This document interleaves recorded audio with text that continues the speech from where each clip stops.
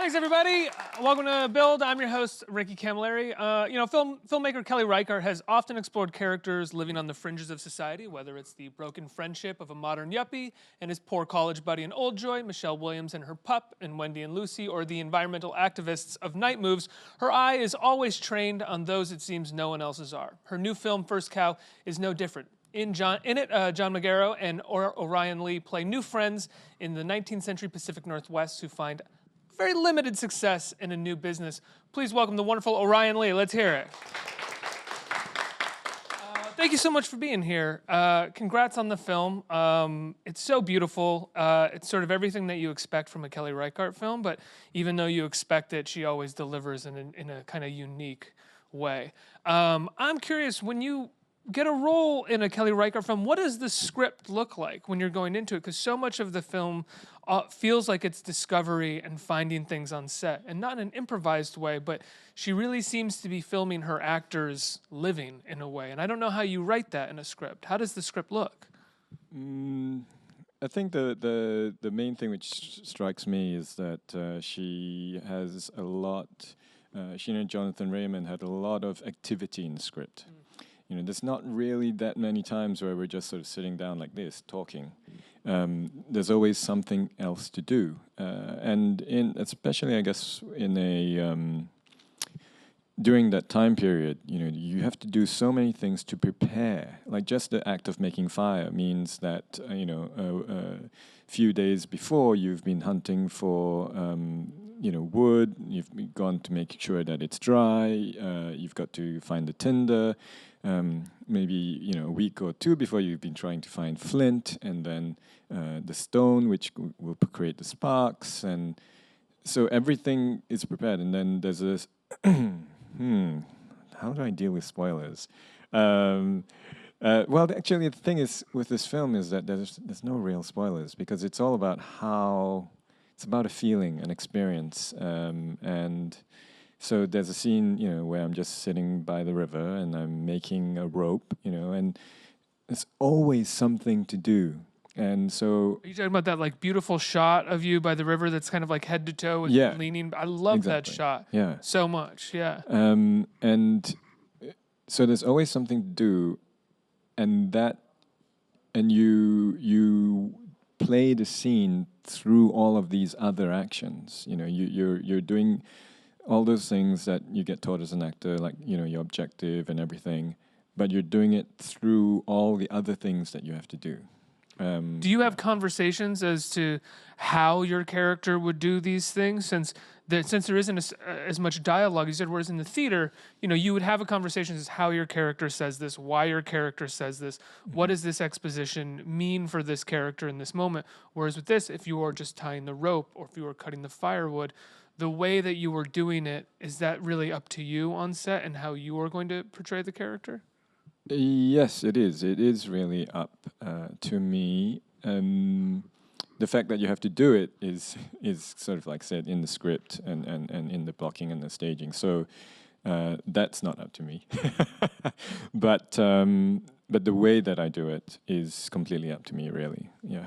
And you have a conversation, I mean, even just the brief clip that we saw in the trailer of you cutting firewood, the way that your character is kind of going about it in the background of that shot is he's stuck on a piece of wood and he's trying to get through it, which is not something that is necessarily addressed, but I don't think we've ever really seen anyone cut firewood. I mean, this is a very small detail, but usually when firewood is cut in a movie or a TV show, it's, one chop and it breaks. Yes. And in this, it's much more difficult for your character. He's got a smaller tool. Yeah, it's he's not.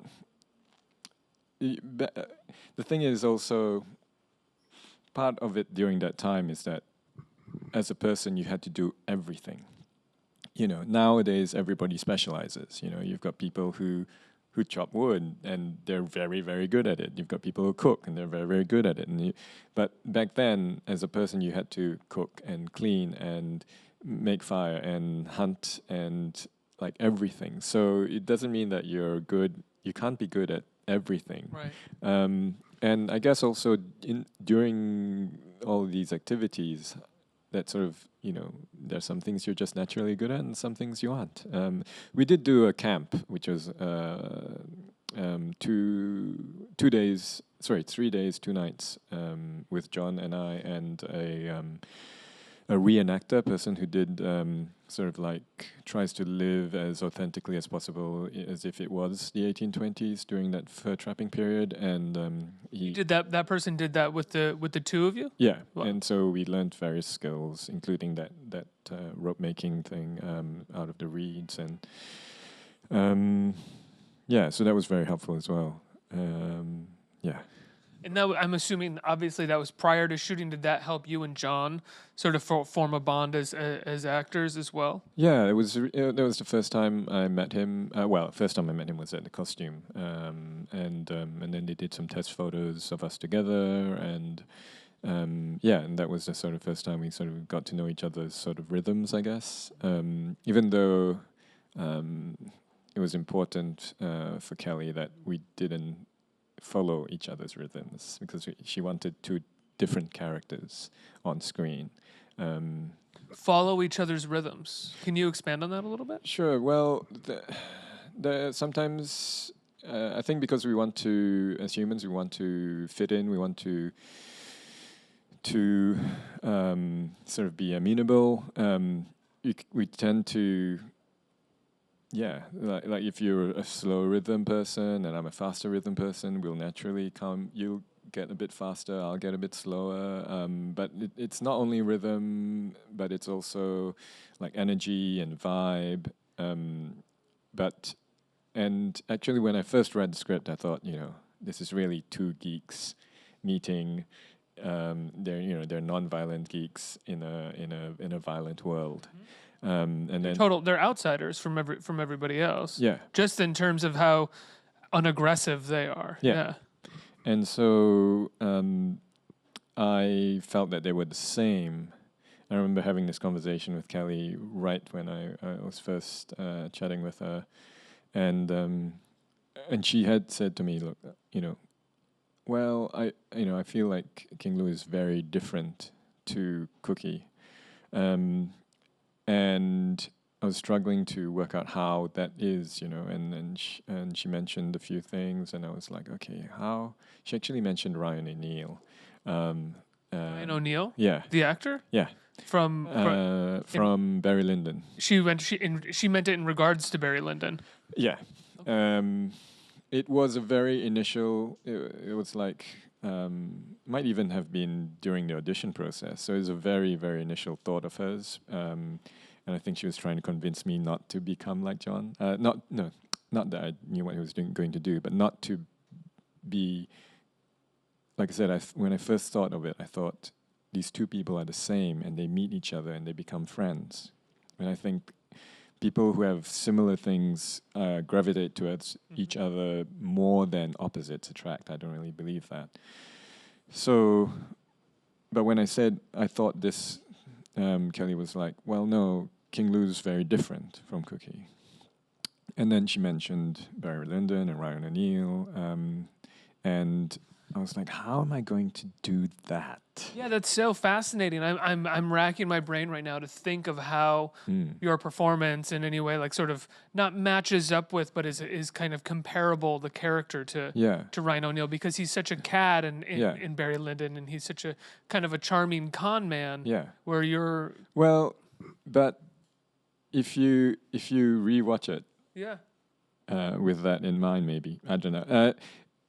My character is the charming one of the two, the one who is the salesman, the con man, the skills to do that. And it was, once I had that idea, it was trying to combine the two. What I realized was that my character, if he had been left alone, if he had I've got a whole backstory, but like, if he had stayed in China, if he'd had a loving home and nurturing and all of that, he might have turned out to be a quiet person, much like Cookie. But he left home, sailed through various countries and had to learn how to be charming and have the gift of the gab and chat to people and like make friends. Kind of as a survival technique. And as time has gone by, that became him. It's like what humans are like onions. You know, the core remains the same. Then you have another layer, and another layer, and another layer, and by the end of that process, King Lou's kind of like a charmer, trader, salesman, con man. Because you never really know what his past is, and necessarily what his intentions are with Cookie, really, because. And it also gets him in, no spoilers, but it gets him into trouble at a pivotal point in the movie, because it's almost as if his the way he believes he can charm and talk to anybody, he sort of forgets his role within the hierarchy of this society. Absolutely. She does such an amazing thing in that scene where she holds on the other person's reaction while you're talking, rather than show us you talking and then their reaction. We see their entire face change as like a minority is speaking in the room, and they slowly turn over. It's like almost disturbing the way he performs it. It's pretty amazing. And so to get to that, but then I also wanted to keep my initial thought, which was that they are the same, and to me it's like their essences are the same, and they kind of recognize that, not in a conscious way, like their cores recognize each other, and that's how they become friends, sort of thing. You know, it's like a Midnight Cowboy kind of relationship, right? Where they are very different people, but there is something that is sort of similar to them in the terms of they are outsiders of this world that they exist in. And their kind of vibes or energies or temperaments are the same as well.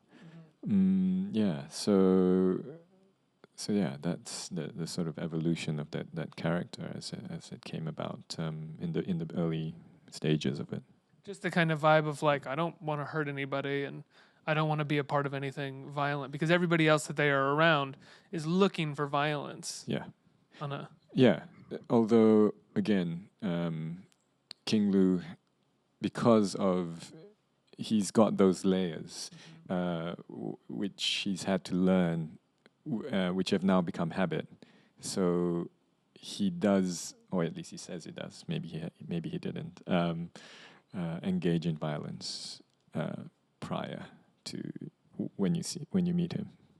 What is it like when you're shooting a scene for a Kelly Reichardt film?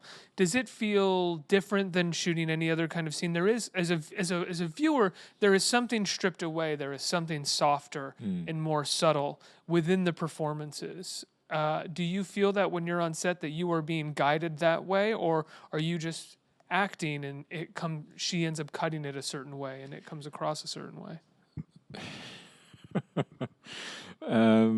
So it just reminds me of what she said to me on my second day on set. This is a fairly long story, though. Go for it.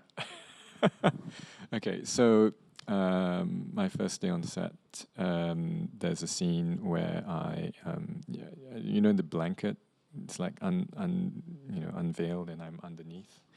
And I do a little wink, and she came over and said, "Orion, what are you doing? Don't wink." And then the next day she came to my trailer and said, before we started the day, and just said, "Look, Orion, I want you to know that in certain other productions, you might have felt as an actor that you had to tell the story." She said that she has a great respect for her audience, and she and that first of all she wanted me to not feel responsible for telling the story. She would tell the story, and she would take on that responsibility for me, and I could just be. And also she has a great respect for her audience, and she likes to be in this uncomfortable position at the end of the shooting day where she's not sure she's told the story. And I thought about it, and it resonated with me when I had a voice teacher once tell me that when you're trying to figure out how far to talk in a theater, how loud, you should talk halfway. And because like right now I'm kind of talking halfway to you, and you're listening halfway. Whereas, I'm listening all the way. What are you trying to say here? Come on, man. like we're meeting in the middle. We're both active participants. Whereas this is me talking all the way to you. I'm saying this, and you. I'm sort of demanding your attention, and So I feel like I'm getting reprimanded right now. exactly. Yeah.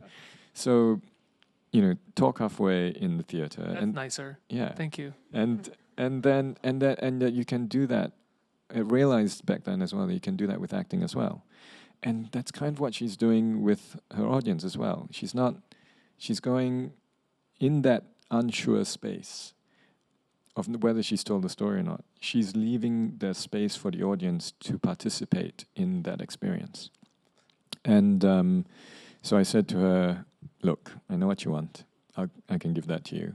But I also feel like that with acting, I like to find the edges of the performance. Oh, that's too much. Okay, so no, okay, that's and then I have that freedom to move in the space.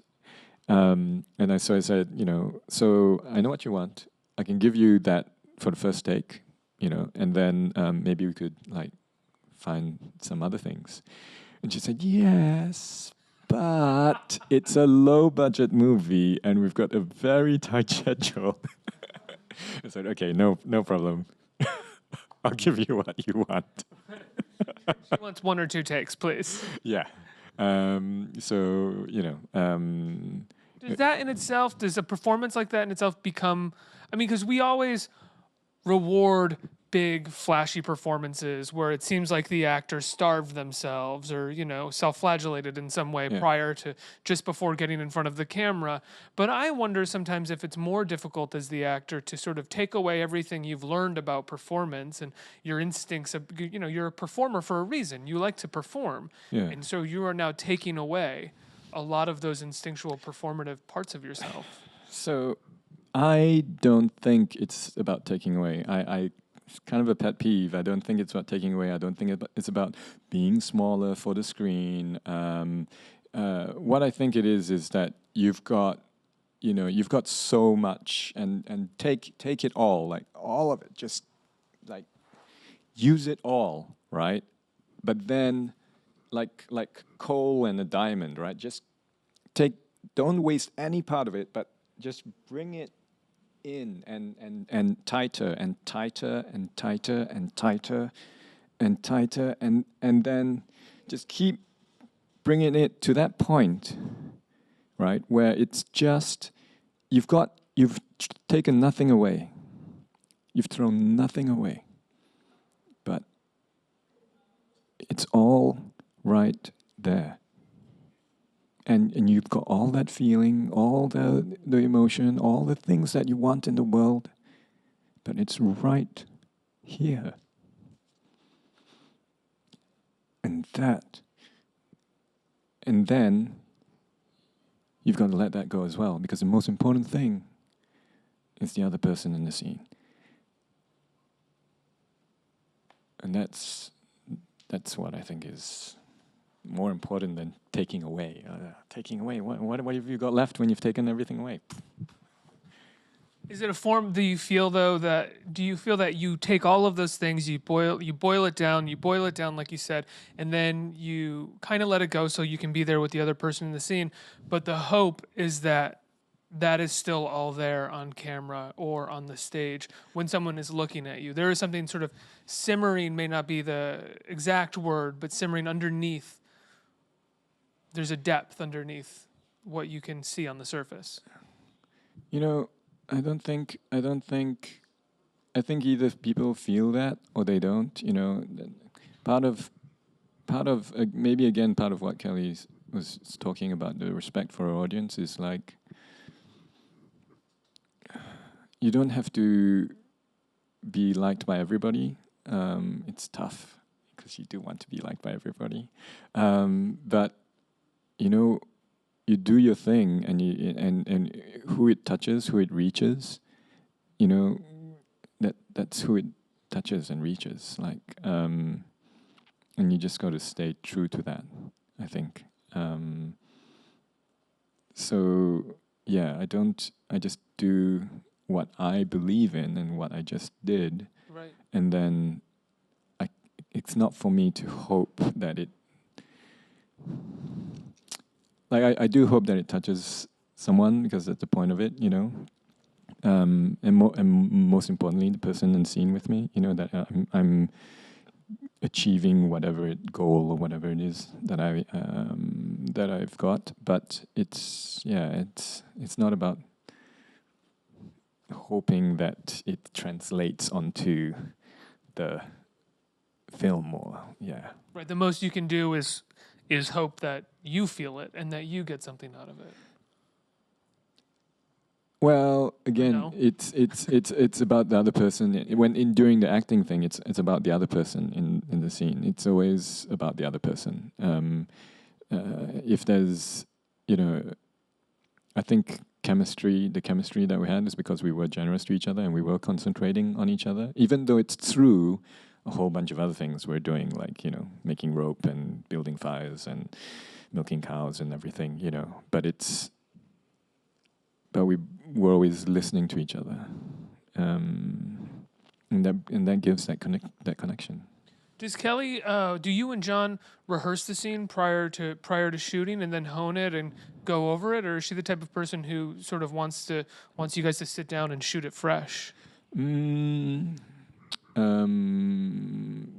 think it's we really get the blocking, and then we get one rehearsal of the blocking, really, and then we kind of shoot it fresh, because we've kind of already got our characters, I guess, and also, you know, like for example the you know, cutting the wood thing, you know, like mistakes are opportunities, and reveal character. So, you know, I certainly wasn't trying to like not cut that piece of wood. I was trying to cut it, but I couldn't. My character couldn't, and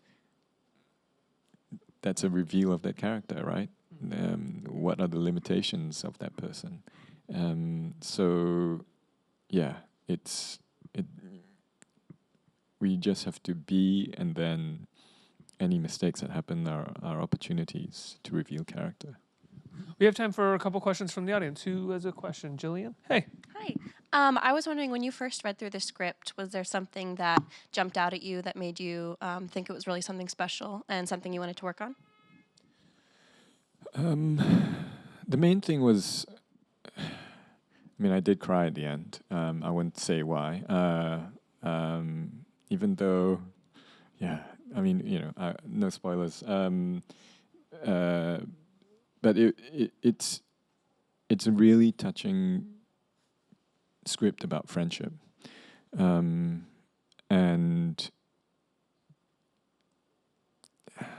yeah, it touched my heart.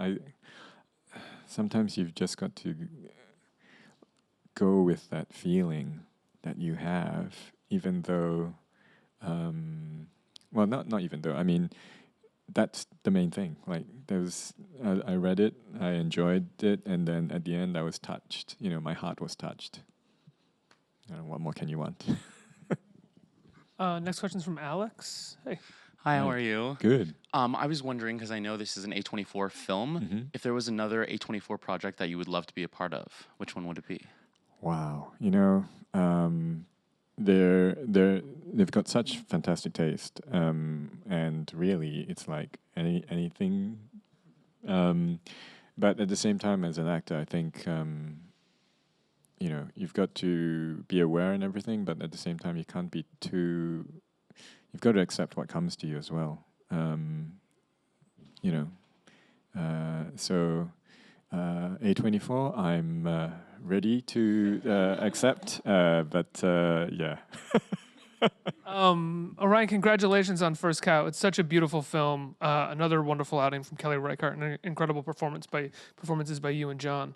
Thank you so much for being here. I think First Cow comes out this week, this Friday? 6th of March. 6th of March, excuse me. It comes out March 6th in theaters. Everybody give Orion Lee a huge round of applause for being here. Thank you. you.